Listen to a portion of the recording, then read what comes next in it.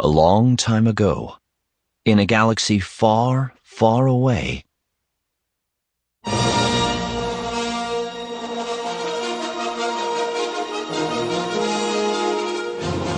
Penguin Random House Audio presents Star Wars, Heir to the Jedi by Kevin Hearne. Read for you by Marc Thompson.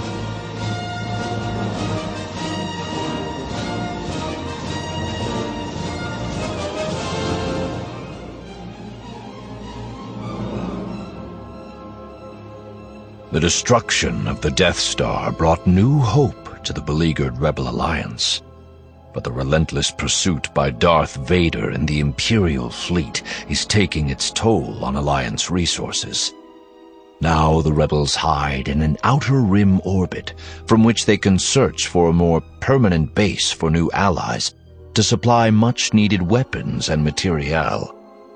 Luke Skywalker, hero of the Battle of Yavin, has cast his lot with the Rebels, lending his formidable piloting skills to whatever missions his leaders assign him. But he is haunted by his all-too-brief lessons with Obi-Wan Kenobi, and the growing certainty that mastery of the Force will be his path to victory over the Empire.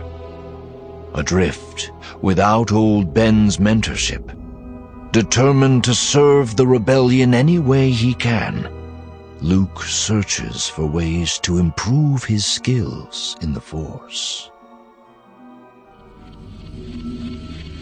Chapter 1. There's no one around to answer all my questions now that Ben's gone. It's a stark fact that reasserts itself each time I wonder what I'm supposed to do now. That brown robe he wore might as well have been made of pure mystery. He clothed himself in it and then left nothing else behind on the Death Star. I know Hearne likes to scoff at the idea of the Force, but when a man's body simply disappears at the touch of a lightsaber, that's more than simple tricks and nonsense. And I know the Force is real. I felt it. I still feel it, actually, but I think it's like knowing there's something hidden in the sand while you're skimming above it. You see ripples on the surface, hints that something is moving down there, maybe something small, maybe something huge, living a completely different life out of your sight. And going after it to see what's underneath the surface might be safe and rewarding, or it might be the last thing you ever do. I need someone to tell me when to dive into those ripples and when to back off. I thought I heard Ben's voice a couple of times during the Battle of Yavin. I'm wondering now if that really happened. Maybe I only thought it did. Maybe that was my subconscious speaking to me. A kind of wishful thinking. He's been silent since, and I don't feel I can talk to anyone else about the Force. My confidants at this point consist of one blue and white astromech droid. Han and Chewie are off somewhere trying to earn enough credits to pay off Jabba the Hutt.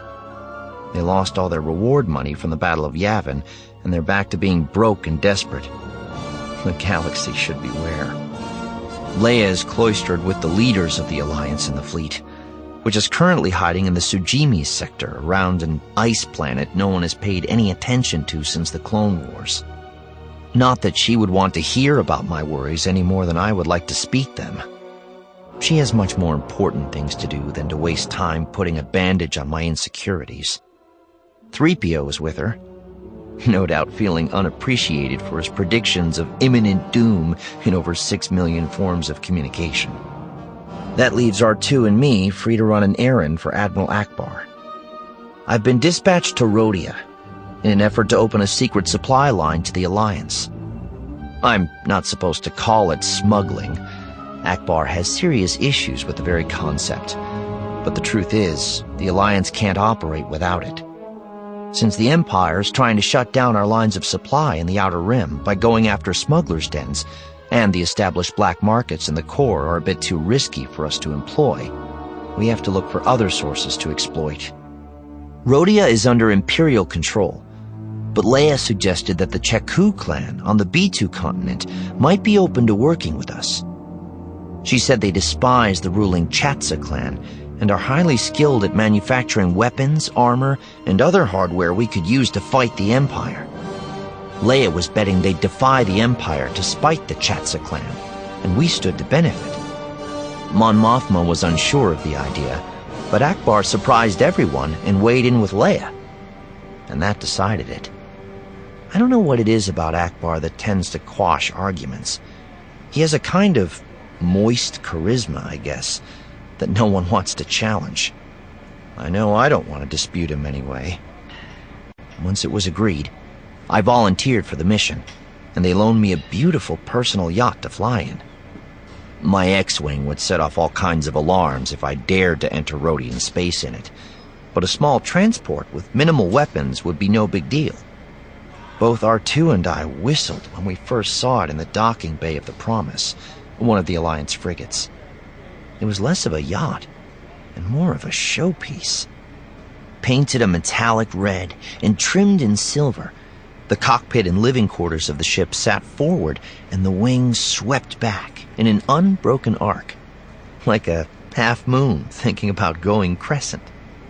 The rear end looked a bit like someone had taken a bite out of a cookie, and it was packed with big sublight engines, jammers, sensor arrays, and shield generators. The power was all invisible from the front or the sides. It spoke of luxury and decadence, but the back told anyone pursuing that they wouldn't be keeping up for very long. It was built for speed, and quite possibly spying while doing its best to look like a rich person's pleasure craft. "Nice, isn't she?" a voice said, causing me to tear my eyes away. "That's the Desert Jewel. You fly her safely now." The speaker was a tall woman with dark skin and a cascade of tightly curled ringlets framing a narrow face.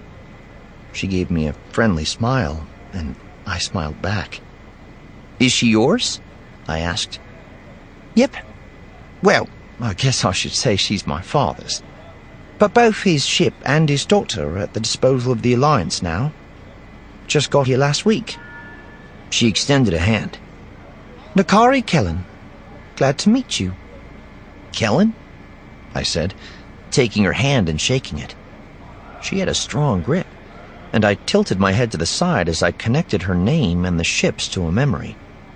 "Any relation to the Kellen biolabs on Pasher?" Her eyes widened. "Yes. Fayette Kellen is my father. Are you from Pasher?" "No, I'm from Tatooine." "Ah, another desert planet. So you understand all about my fascination with ships and how they can take me far away from home." "Yeah, I understand that very well. I'm Luke Skywalker." "Oh, I know who you are," she said, finally letting her hand slip from mine. "They told me you'd be taking my ship out for some kind of spooky mission, but no one told me you hailed from Tatooine." "It's not really spooky. Kind of a boring business trip, in fact. But this looks like it will prevent any Imperials from thinking I'm with the Alliance." "I should hope so. My baby's classy and elegant, and ill-disposed to rebellion."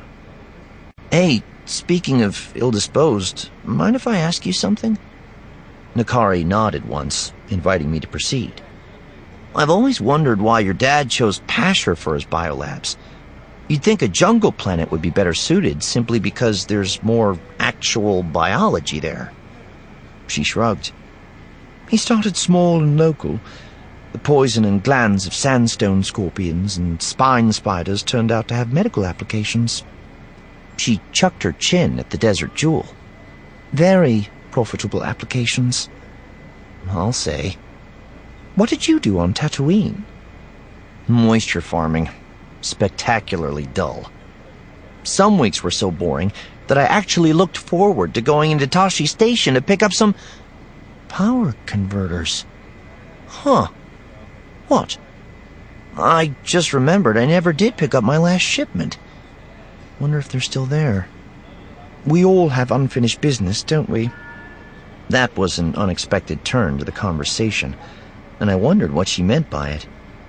I wondered why she was there at all, frankly. The comfortably wealthy rarely stir themselves to get involved in rebellions. But I had to admit, she wasn't. Sample complete. Ready to continue?